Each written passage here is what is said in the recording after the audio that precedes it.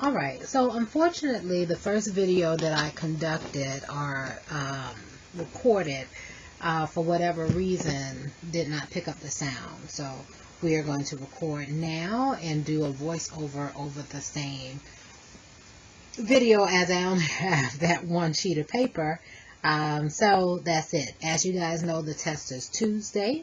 There are only 13 questions on the test.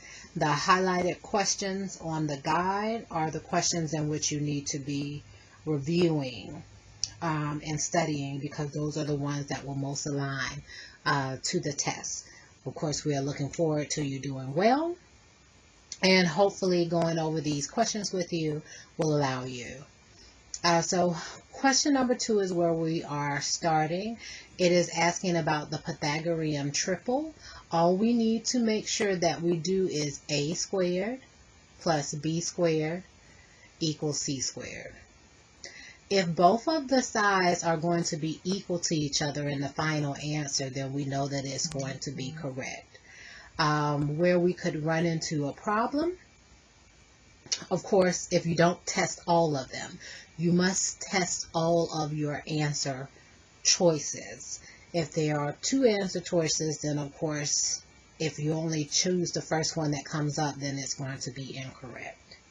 Remember that your a squared plus your b squared, those two are always going to be interchangeable, but that c squared must always be the longest side.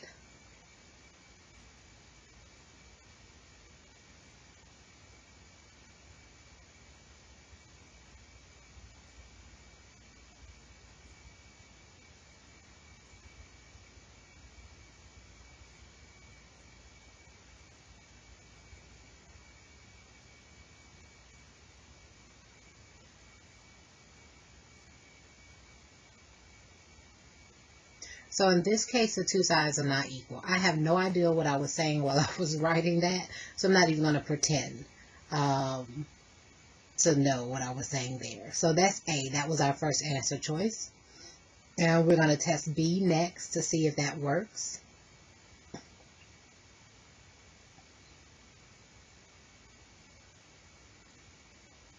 Now remember, you're going to have your FSA calculator that's included inside of the test. So of course you want to use that, but by no means necessary should you only be using the calculator. You should be writing on your paper, because just as all the tests we take, you have to turn in a scratch sheet of paper for the test. So everything should be written out. I should be able to see exactly what you did to get your answers. So in this case, we can clearly see that the last choice is the answer. Y'all, let me tell you this. Please go ahead and test it, even if the last choice is the answer. Because what if you get to the last one and it's also not correct? Then that means that you would have made an error somewhere. And that gives you the opportunity to go back and check to see where your error lies and get the correct answer.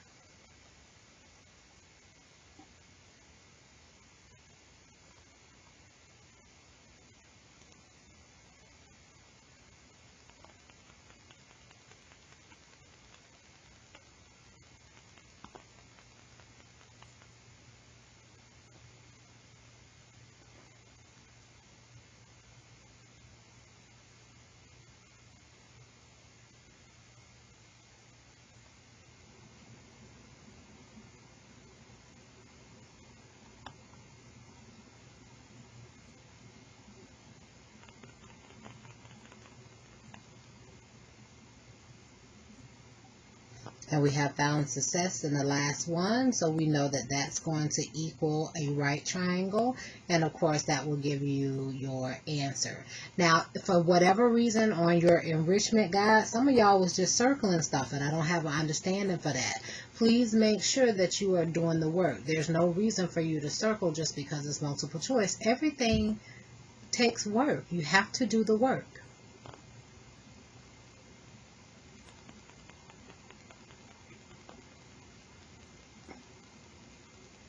All right, we talked about this in class. We talked about whenever we see the sine of one angle equal to the cosine of another angle, that they're not saying that these are equal. Here is an example of a triangle that I'm going to draw.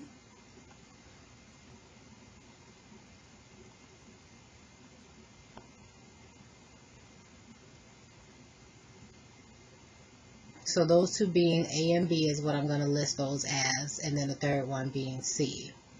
We already know that C is 90 degrees, so there's nothing that we need to do there. We know that the sum of all three of the angles is 180. Therefore, remaining amount for A and B has to be 90 degrees. So angle A plus angle B is equal to 90 degrees, okay? This is when we see the sine of whatever equal to the cosine of whatever. Remember, they have the same ratios. So all we're going to do is fill this in, just as we see it.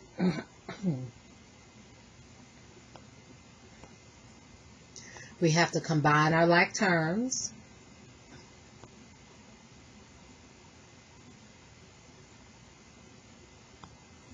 And now we're to our inverse operation of subtracting the 10 from both sides.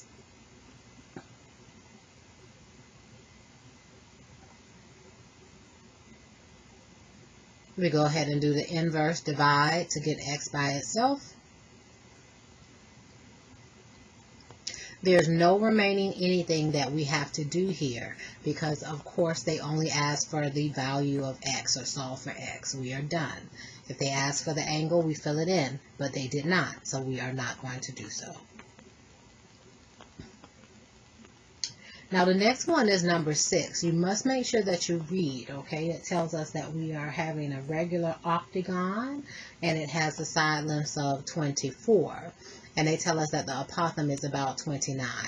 They are asking us for the area. So all of the work to find the apothem, we don't have to do. They gave it to us. So let's go ahead and fill in our 24s. Now the reason why we're going around and putting a 24 all the way around is to remind us about the perimeter. That's the only reason that I'm doing that in this case. That's about the center, maybe not. Please forgive this line I'm about to draw, it's bad.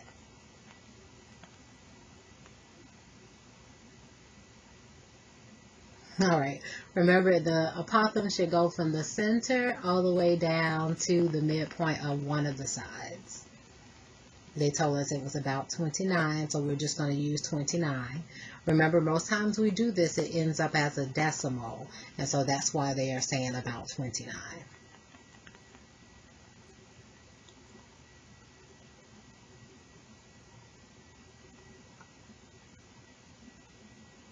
So let's write down the formula for the area. Now the formula for the area is not going to be given to you. You're going to have to remember what it is. So we know that it's going to be half of the big P, which stands for perimeter, times the small a, which is our apothem. They've given that to us. We've got to locate our perimeter. A couple of you messed this up on the last EEA and did not get the perimeter together.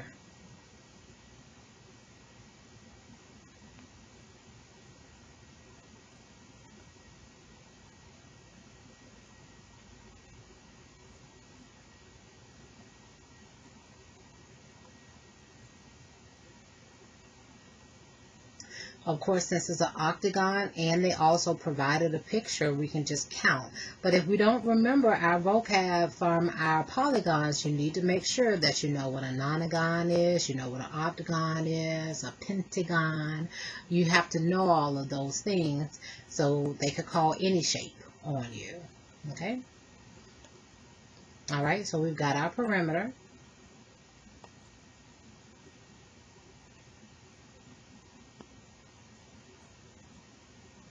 And now we're going to just fill it into our formula, okay?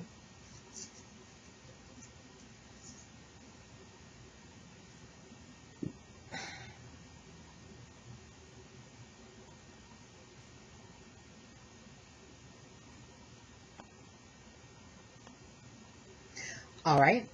So again, you'll have your calculator with you, your FSA calculator, so you can punch this right in all together.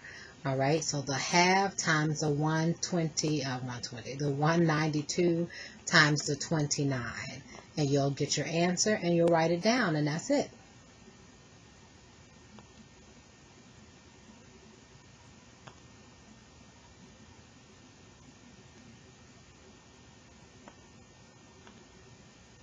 Okay, this might be one that you have to type in. If that's the case, that's what you're going to type in. And you are done.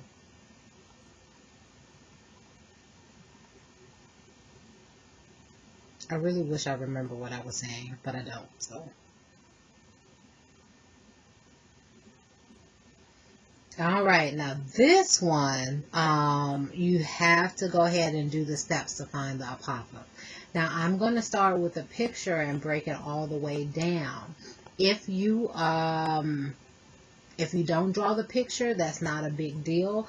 But at some point in time, a right triangle should be on your paper for you to work with, okay? So I'm going to start how we did in class with the shape, although the shape was already on the paper for you.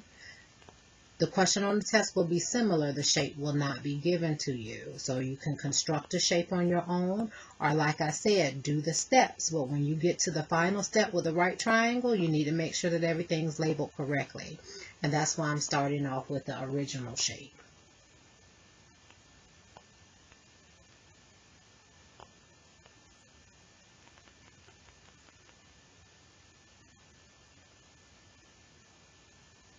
So again, I'm putting my 36 all the way around so I don't forget. Now, this question is not asking for the perimeter. So, of course, there's nothing that I need to do there, but that's just to help me when I get ready to make my division.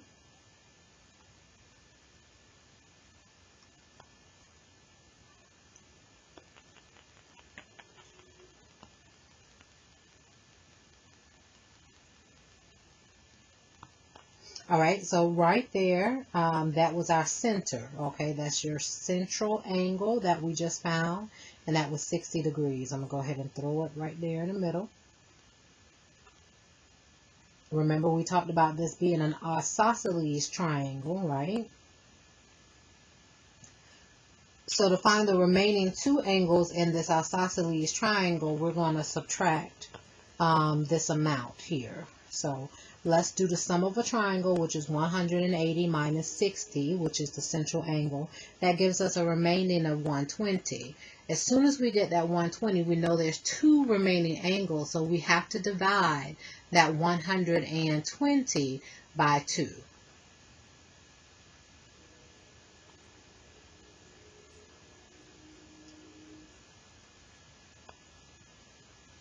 That means that those two angles, of course, are going to be 60 degrees.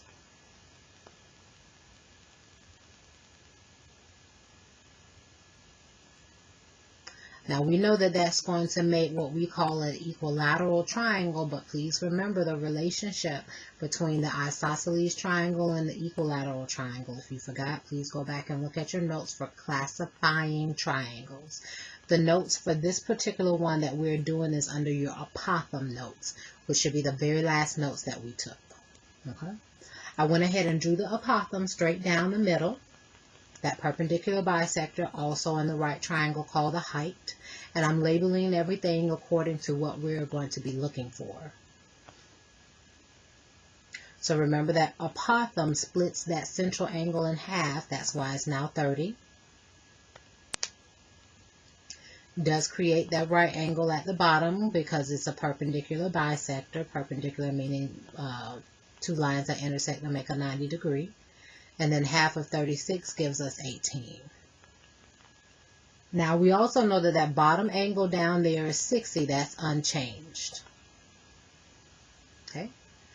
Now, just like I said in class, it does not matter which angle you put your finger on, okay? But I'm going to put my finger on the 30 to keep it the same as what we did in class. If you put your finger on the 60, it's going to give you the same exact answer, so please don't fret. Now, where it will be incorrect is if you place it in the wrong spot, okay? So please make sure that you're placing everything where it's supposed to be.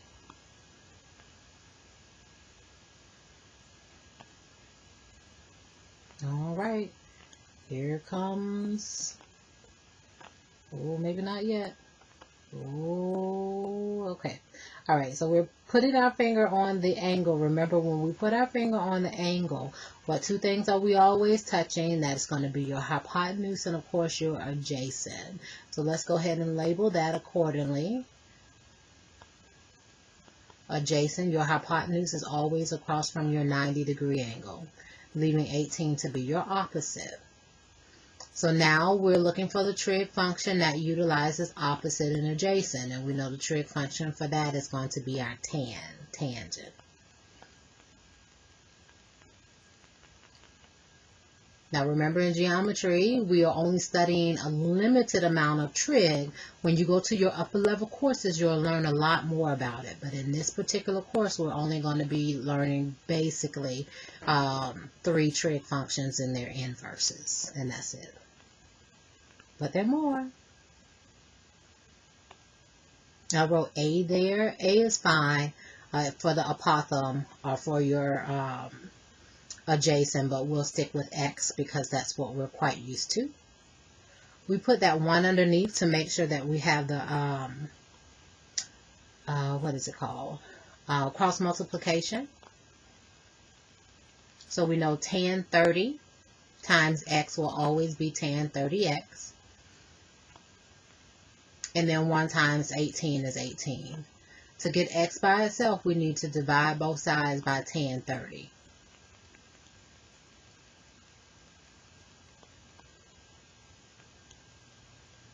Okay, that 18 over the tan 30, 36 is exactly what you're going to put in the calculator, exactly the way you see it.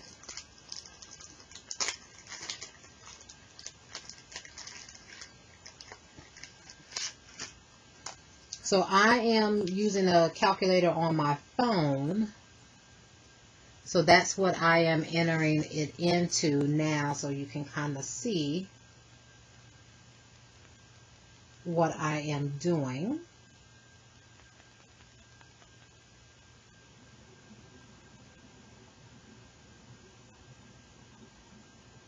Now you too can pull up the calculator on your phone if you're in a location where you don't have your laptop with you going to the same exact site.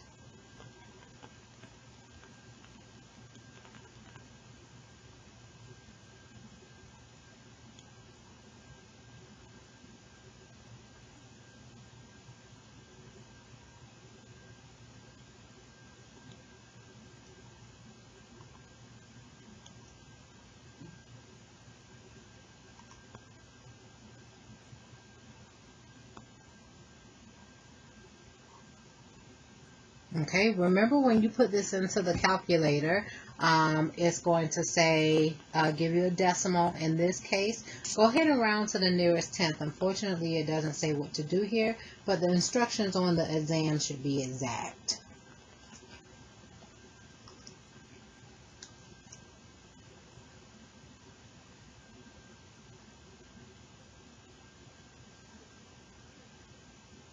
Okay, we've solved for the apothem.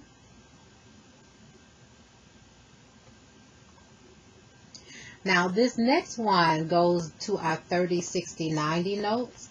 And unfortunately, we made a typo here where it says find the length of ED and then the length of DC at the bottom. I'm going to stick with the length of DC, but I'm also going to solve for EC as well. Sorry, ED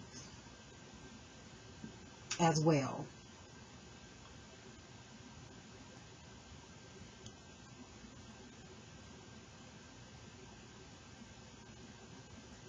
Now the reason that I'm going to do that is so that everything is solved for, just like we did in class. I think we went through and solved for everything. So we'll talk about exactly what we have. Both of these come from your 30, 60, 90 notes, which is your special right triangle notes. We took about 2 classes ago. So, of course, after we read all of the information, I'm going to fill in what they gave us, okay? So, we're going to start with the very first thing that they gave us. And again, this is an equilateral triangle, so all of the angles are going to be congruent, and all of the sides are going to be congruent.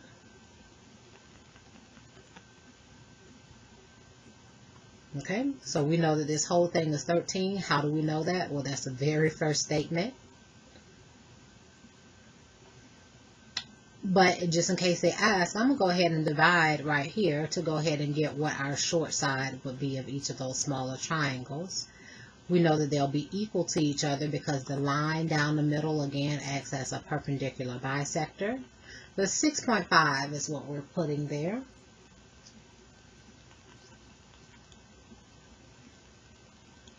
Now, because it's equilateral, we know that all of the sides are going to be equal to 13. And we know that all, we're talking about the perpendicular bisector.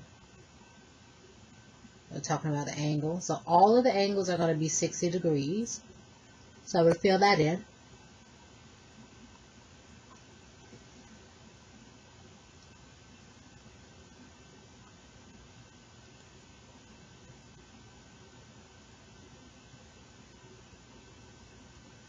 And remember, because this was a bisector, it's going to take that 60 degrees and divide it by 2, therefore making each of those angles 30 degrees.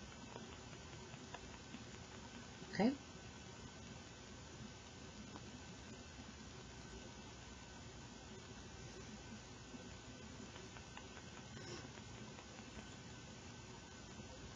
All right, so we got to solve for the angle as well. At this point in time, you guys, you got to remember, when we are naming an angle by 3 letters, it's just talking about one angle, and you need to make sure that you can read that as whichever angle they are talking about. At this point in time, that should not be a problem, but we might still be having that. All right, so DC, we went ahead and answered that. We know that DC is going to be 13 based off of our labeling. Now we're talking about angle DAE. So we've got to trace it. Remember, your most important letter is always going to be what we identify as your vertex. Okay? Oh, wait. No, I'm going to solve for, sorry, I'm solving for ED first. Okay? So remember, the formula for that is the short leg times the square root of 3. So the short leg was 6.5 times the square root of 3 is what we're going to have there. And you can, of course, leave your answer like that, or, of course, you can write it to the nearest tenth, which is what I'm going to do. I'm punching it into the calculator now.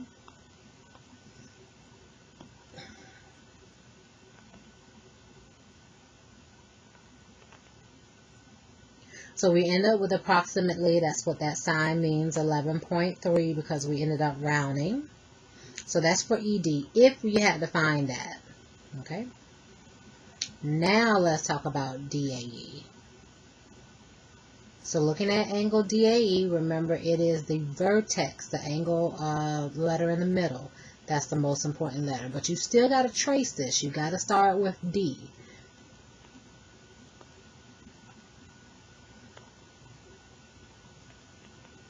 So we go to D, we go up to A, and we go over to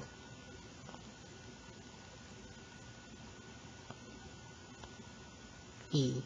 What we just traced puts that 60-degree angle right there at the corner. That's the vertex. That is the angle that we are talking about. So that angle is going to be 60 degrees. Again, if you are still having difficulty with angles named by 3 sides, you're going to have to practice that, okay? Because we're at the point where there's going to be large shapes and many angles will be included in the shape. And there's no reason for you to get it wrong because you can't identify the angle, which was the second day lesson in class for school.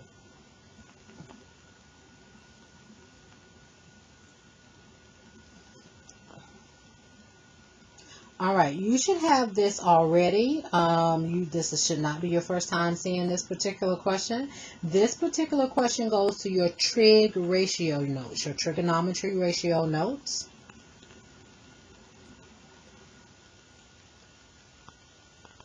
In this particular question, you're going to see that there are 6 answer choices and 6 blanks. That does not mean that you're going to use all of the answer choices for the blanks. Please remember what we did with our trig ratios earlier. So make sure that you are paying attention to what you're doing, not just trying to select something just because. All right, we're starting off with A and labeling. Please remember, you got to put your finger on the angle, hypotenuse, adjacent, and then of course opposite. Now this is for angle A. We need to do this twice. And please, please, please, your scratch paper should look like the test.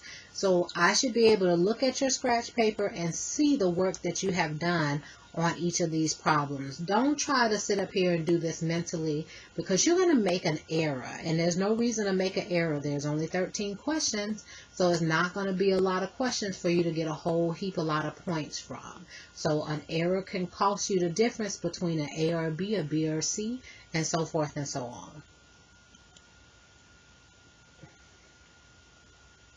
So we know that sine is going to be some old hippie, which is going to be, of course, the opposite over the, the opposite over the hypotenuse.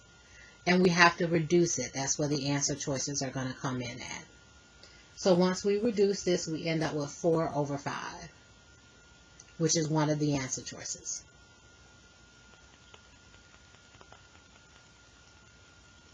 Please don't cross them out as you go, okay? Because some of them are going to be reused. Again, the cosine is going to be called another hippie, so we're going to be looking at your adjacent over your hypotenuse.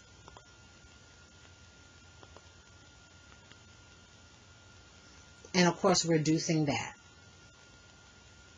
So we're going to end up at 3/5.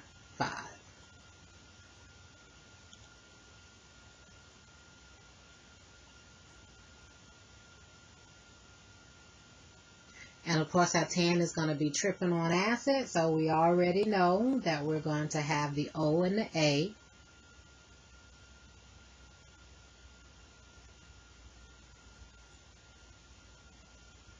And of course, that's going to reduce down to our 4/3, which again is one of your answer choices. Now, remember, when we go to C, it's going to be totally different with the labeling. The only thing that's going to stay the same, of course, is your hypotenuse, because your hypotenuse is always across from your 90-degree angle. Okay? I'm erasing it all anyway, just to relabel it fresh. Okay?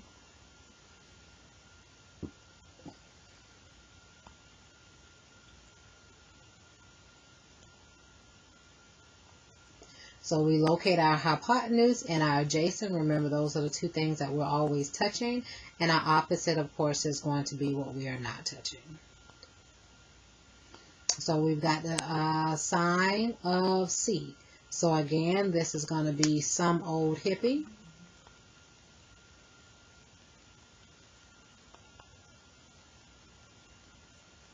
And this time, when we reduce this 6/10, we get 3/5.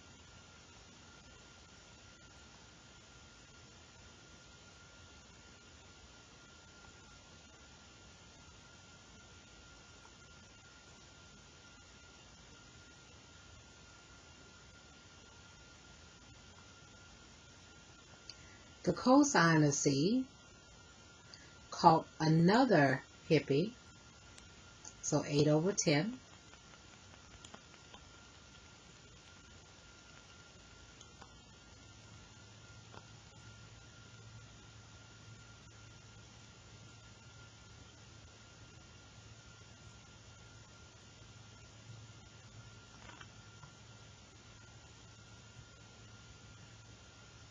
And of course, our tan tripping on acid, 6/8, and once we reduce that, we get 3/4. So again, please realize that all of the answer choices were not used, and some of them were used more than once.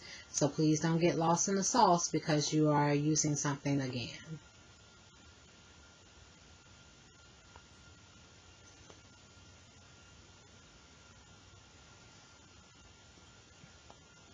We're going back to our 30, 60, 90, and 45, 45, 90 notes.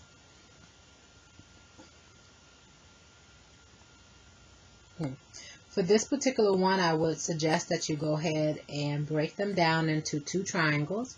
One triangle being the 45, 45, 90, and the other one being the 30, 60, 90.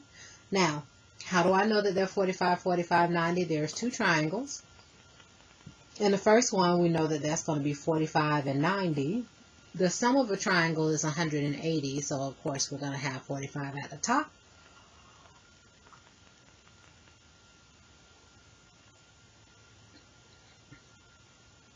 And the same for this one, we end up with 90 and 30. We know the remaining will be 60 because the sum of a triangle is 180.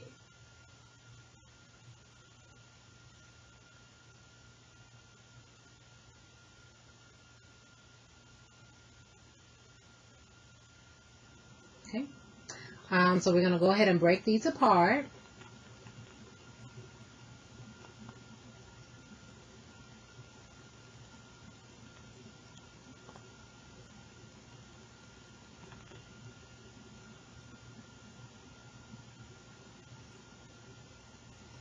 All right, very bootleg, but we did it.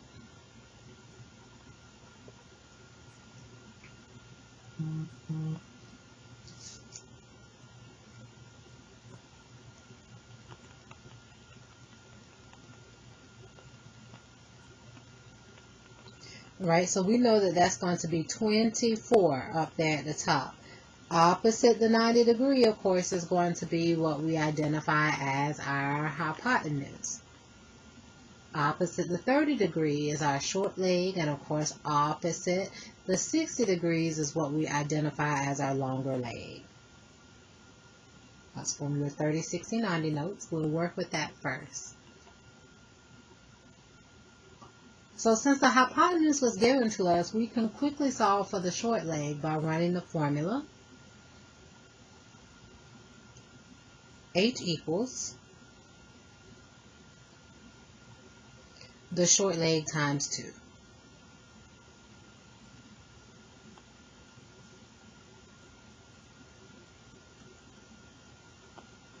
We don't know the short leg, that's what we're solving for, but the hypotenuse is given to us.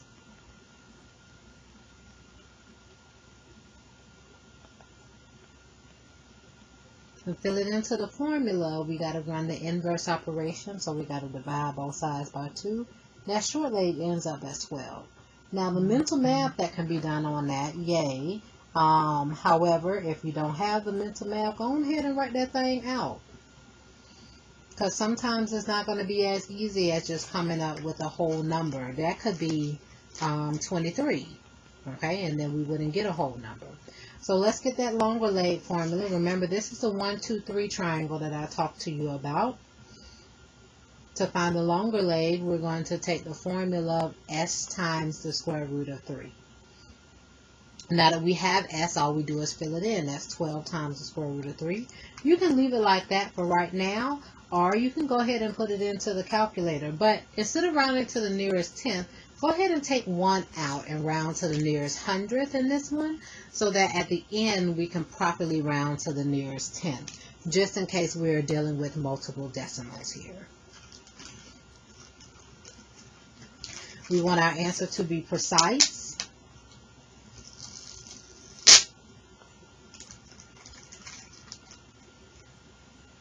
So when we put this into the calculator, we get 20.78.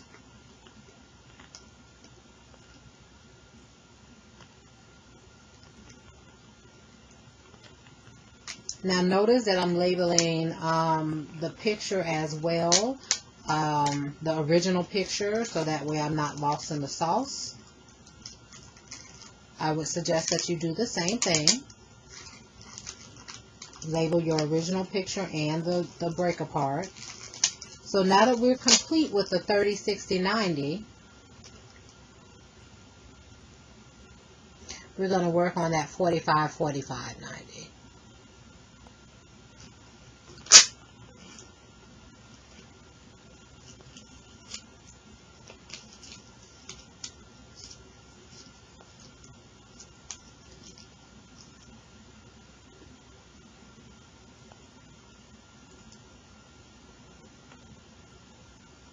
Right?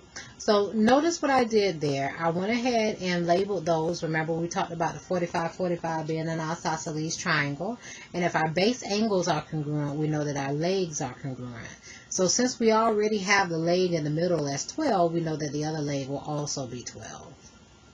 So we can fill that in just like that, just that quick. And remember, the label or the formula for the hypotenuse is just going to be h times, h equals the leg times the square root of 2. So, of course, the leg is 12. 12 square root of 2, you can leave it like that, or you can place it into the calculator and get your answer here. This asks you to round to the nearest tenth. There's no adding that we have to do, so you can round to the nearest tenth at this time. But watch this. Watch what I write down. That's 16.97. The reason I wrote that down is because, as you can see, if we round to the nearest tenth, then that's going to take that 7 and round that up to a 0, which is going to round up to a 10, which means that, of course, we're going to get 17. Okay, because we've got to make that 1 over to the 16. So that's how that's going to work if you see that. Okay. The other ones, you're just going to add the two together. We're just going to do that quick math. Now take the time to do the math. Don't skip out on it, because even some of you guys, you're making mistakes because you're just hurrying up. Okay. Take the time to write stuff down. Okay, so rounding to the nearest tenth, of course, that 8 behind the 7 will, of course, bump that up. Now, as you can see, if we would have rounded earlier, it would not have made a difference because the 12 is a whole number. But if that 12 had ended up being a decimal, then, of course, it would have made a difference. Okay.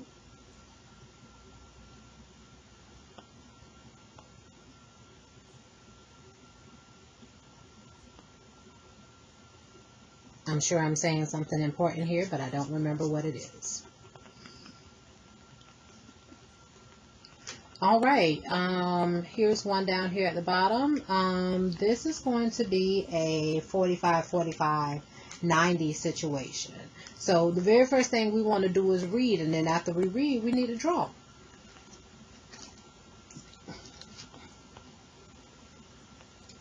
Now, don't get lost in the sauce, y'all. And remember, again, y'all know I make bootleg shapes, so we're not looking for no artistry square. We're just looking for you to draw a square best you can. And then label your properties of the square that we already know. Now, when we read this, it told us straight up from the start that we're going to have 15 for the side lengths. Write down what it tells you, okay? Then it's talking about walking from one corner of the park to the opposite corner. It does not matter which corner you choose because your answer is going to be exactly the same. And I'm going to show you that in just a moment. Now, the properties of a square, of course, we know that all of our angles are going to be equal to 90 degrees. So let's go ahead and mark that.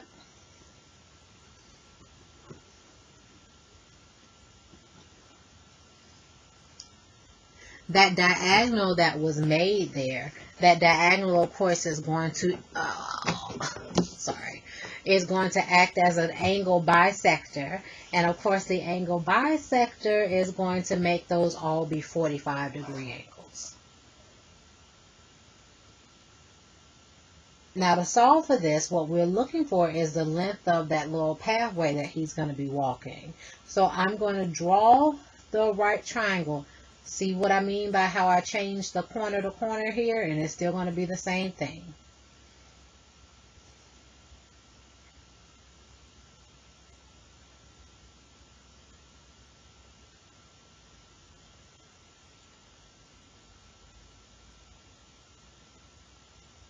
Okay, our side lengths are 15, just like before. Nothing changes there. H is what we're looking for. Remember, in the 45-45-90, we know that the H is simply going to be equal to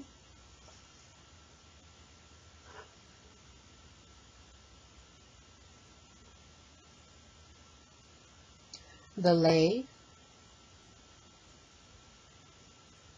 times the square root of 2. So the leg is 15 times square root of 2. You can leave it like this if this is an answer choice, but this definitely says round to the nearest foot. We want to be careful with that because, again, when it says round to the nearest foot, that's like saying round to the nearest whole number.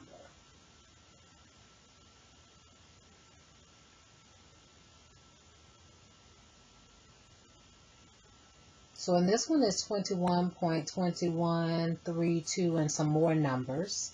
But of course, in rounding to the nearest tenth, notice that 0.2 is less than 5. So we don't round up. We keep it as that 21. So when we write down our answer, we just write 21. And that's it.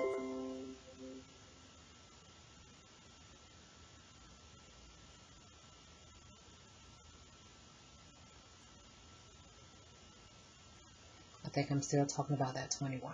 Okay? All right. So we're flipping the paper over to the other side. Jeez, people.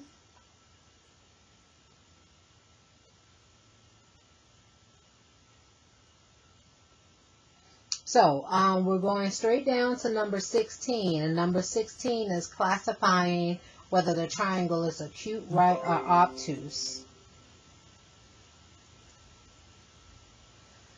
So because of this, then we want to make sure that we are working this out. The formula that I asked you to use is going to be c squared and then a box and then a squared plus b squared. So remember, we're working on the converse of the Pythagorean theorem. So the notes that you will look at for this is entitled the Pythagorean theorem and its converse.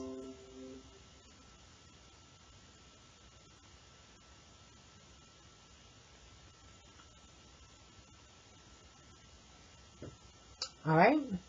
So remember, your c squared is always your big number. That's your big number. Okay.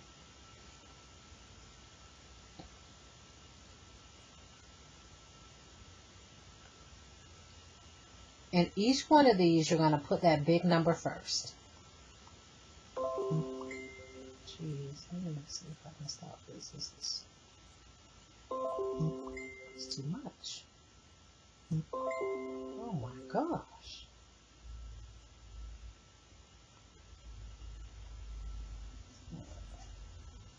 All right, I think I got these notifications off. Anyway, here we go. We've got the first one already good and going. That 10 is first because that's your hypotenuse.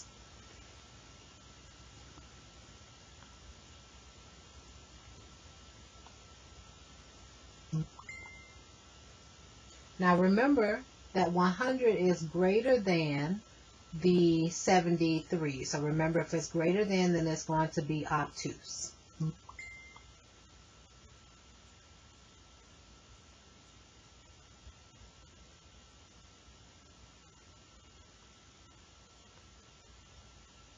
We're going to do the same thing with the second one. Remember that 7 comes first because it's the largest number in this one. And we just work it out.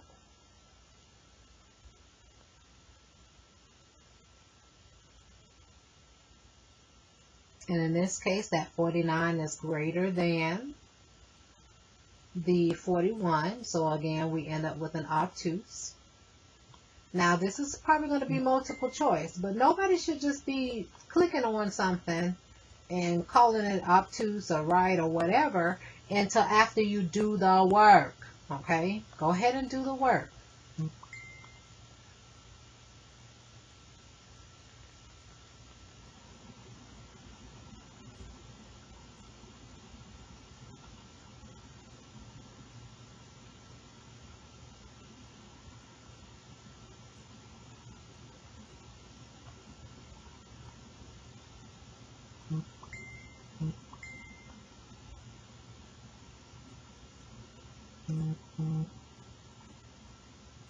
So in this one, we see that the two sides are going to be equal, and we know that gives us our right triangle.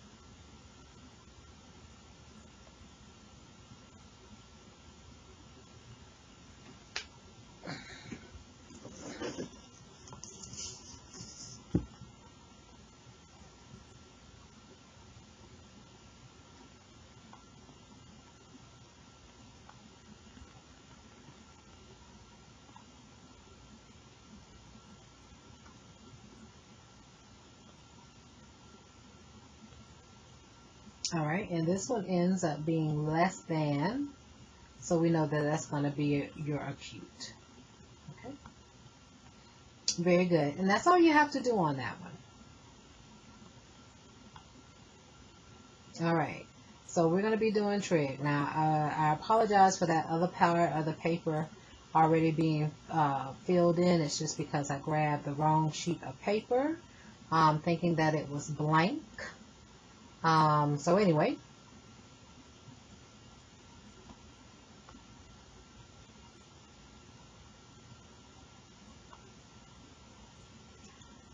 first we need to read. So this problem is about DJ Khaled standing up on top of this bluff and looking down. His eyesight is 6 feet from the ground, and he's looking down at the two dogs. So in order to solve for this, we got to remember that our angle of elevation and our angle of depression is going to be the same. So angle of depression looking down at whatever you're looking at, but if that thing is looking back up at you, then the angle of elevation is going to be exactly the same. And this one again, I'm going to separate the triangles to be able to work with this. So here's the first triangle and here's the second triangle. So first, let's go ahead and hit that because we already know the ground and anything coming up out of it should be perpendicular.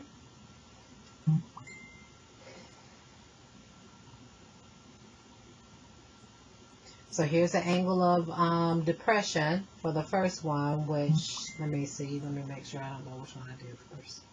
Oh, we're going to do the 34 first. Yeah, so I'm going to cover that up.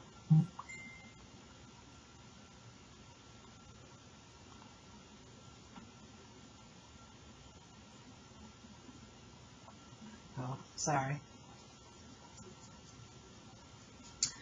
So as soon as we do that, we put the 34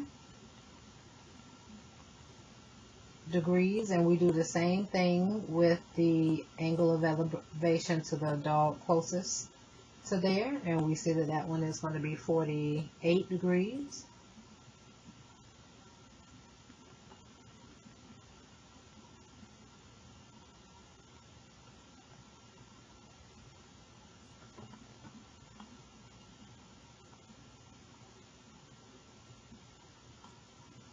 So remember, we're looking for the distance from one dog to the other.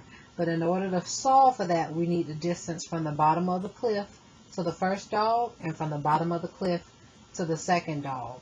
We got to do that to be able to subtract to get the distance. If we don't do that, then we're just taking a wild guess.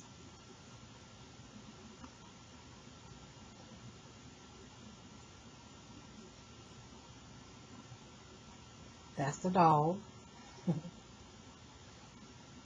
The bottom of the cliff to the first dog, we'll call that X.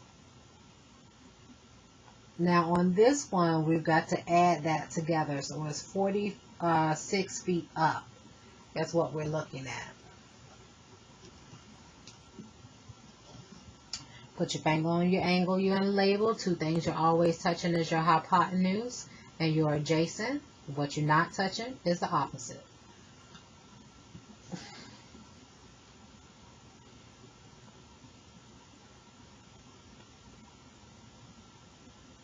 The trig function, of course, that we should be using for this one is going to be tan. And the angle is 30. Sorry, which one did I do first? Sorry. We're doing 48 first, my bad. Tan 48. So that'll give you 46 over x. Cross multiply.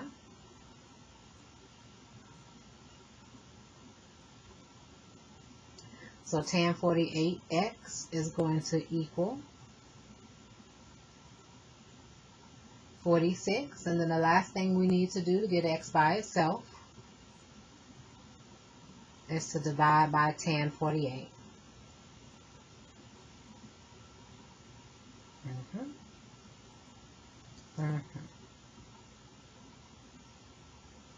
That's exactly what you're going to put into the calculator. This says to round to the nearest whole for our answer, or to the nearest foot. So go ahead and take this out to the 10th place so that we can round at the end. We'll round at the end.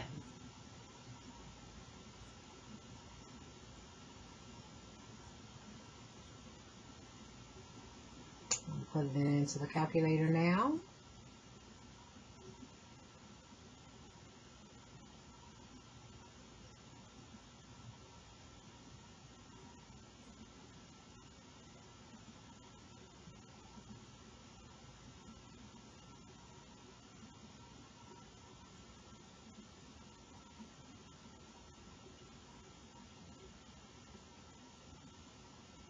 So remember, that's the length from here to here. That was 41.4. All right. So now we've got to find the length from the bottom of the cliff all the way out to that second dog. Okay. So we got to draw the second triangle. So essentially we're doing the same work twice, just like we did in class. And remember, these are your angle of elevation and angle of depression notes. There's one that we practiced just like this at the bottom. So this is not your first time practicing it.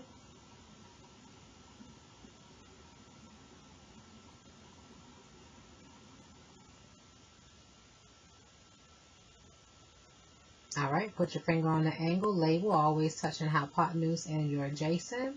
The one we're not touching will always be your opposite. And again, the trig function that uses our opposite and adjacent will be our tangent.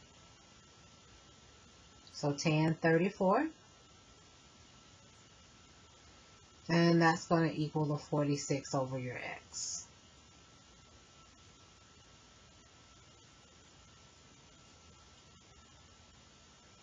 Go ahead and put that 1 underneath and hit that up with that good cross multiplication.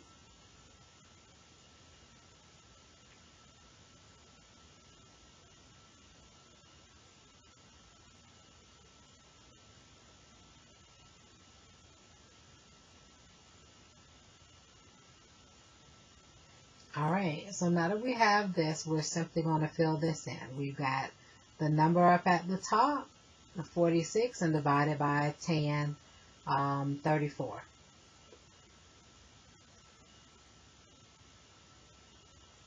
And again, I'm going to ask you to go ahead and round this to the nearest tenth, since at the end we're going to round to the nearest whole number.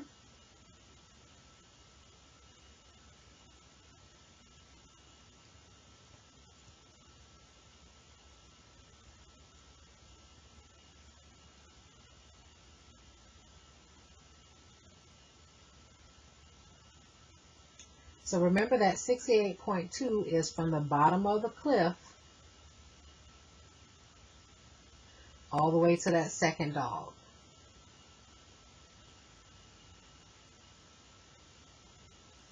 Okay.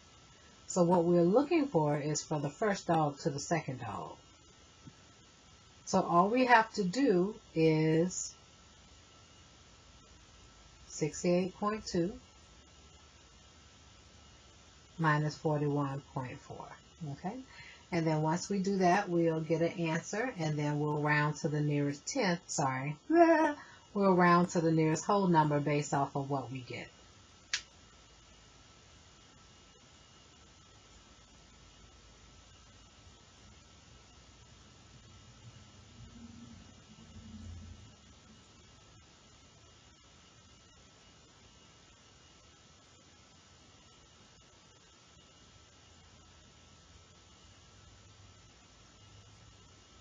All right, so for our answer, we go ahead and say that this was 27 feet.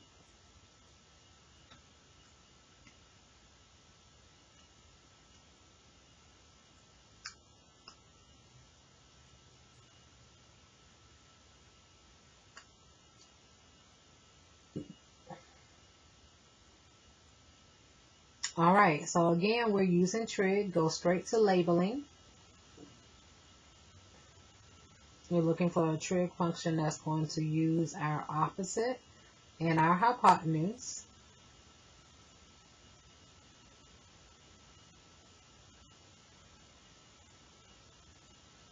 And opposite and hypotenuse is going to be, of course, the sine of whatever the angle is, 64. And we're going to set that equal to your opposite over your hypotenuse, which we don't know. You can use question mark if you want to keep with the same thing. That's what we're trying to figure out. Cross multiply. I left off my sign.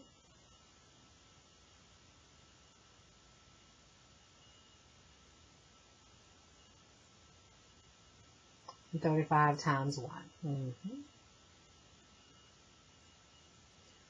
We go ahead and do the inverse operation, and we get rid of that sine 64.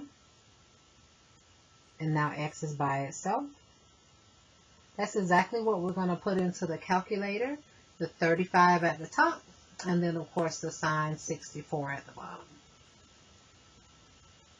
This says how long is the wire to the nearest foot.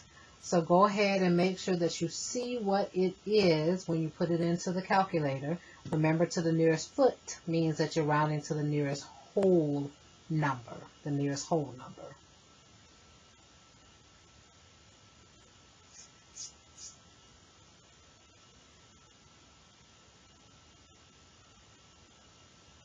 Okay, now we can round up now that we know what the calculator tells us. So we're looking at 39 feet, the length of the wire.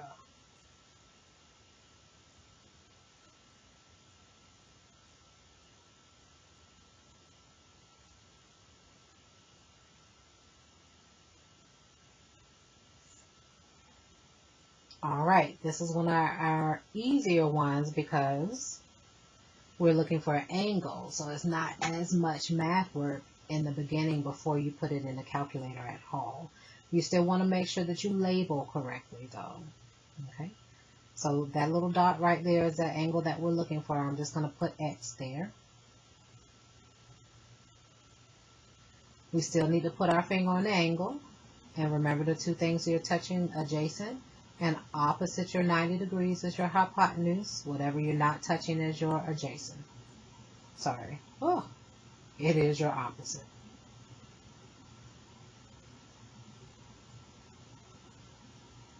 So we're looking for the trig function that uses opposite and adjacent. We know that's tan. Now remember, these are your inverse functions here. So instead of putting tan x, you're going to put tan negative 1. Open up your set of parentheses, and you're going to have your adjacent over, sorry, I don't know why I want to keep saying that, your opposite over your adjacent. Okay, and that's exactly what we're going to type into the calculator. Now in this particular one, it doesn't say round to the nearest anything. So I'm going to ask that you round to the nearest tenth in this. Oh, okay, I'm going to show you the trig function. All right, so we got the tan negative 1. Oh, but don't do that. My bad.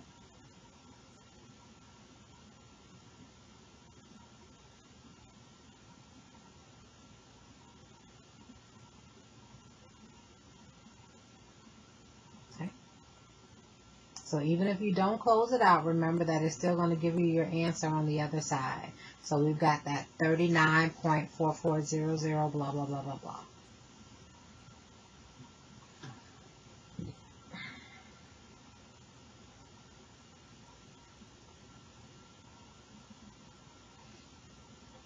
So go ahead and just round to the nearest tenth. Tomorrow on our, sorry, not tomorrow. On Tuesday when we take the test, then the answer, of course, will already either be given in some format, or they'll tell you what to round to.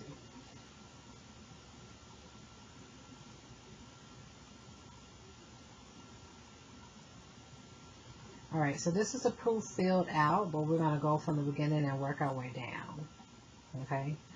So everything that's highlighted are those 2's. So it reminds us of a squared plus b squared equals c squared, which is why we're going to write down the Pythagorean theorem for that, because that's what it is.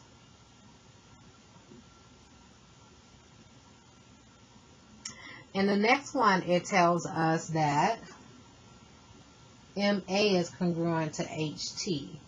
So they ask us, how do we know that? And we know this is going to be by the definition of congruency, because it shows us right from the beginning that it's congruent.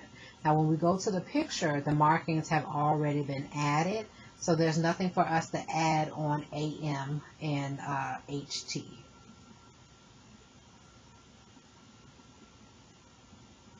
Of course, our favorite one, using the fact that HM is congruent to MH.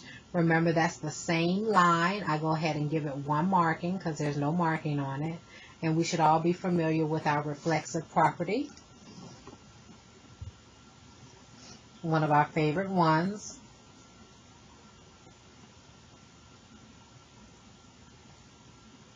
Now, in this one here, we're taking step one from what we have.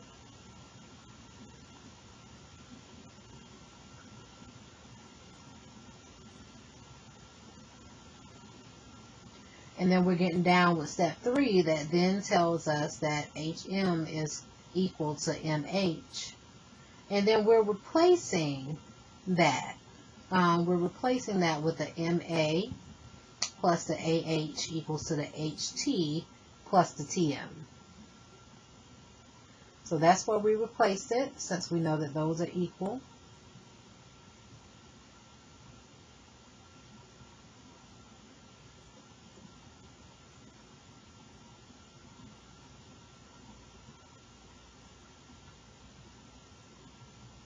So in replacing, we know that this is going to be our substitution property.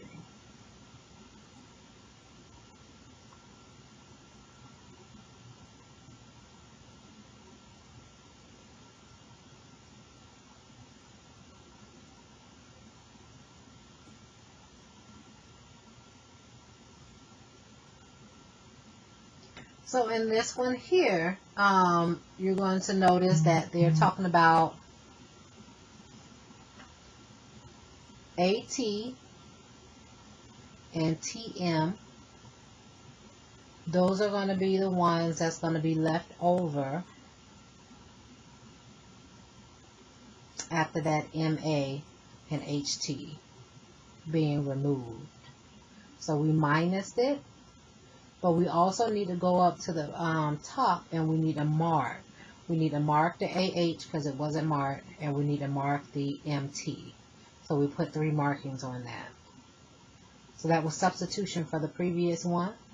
And for this last one, of course, by our markings, we should be able to prove that triangle MAH is congruent to triangle HTM. So when we go to the top, we're going to put our finger on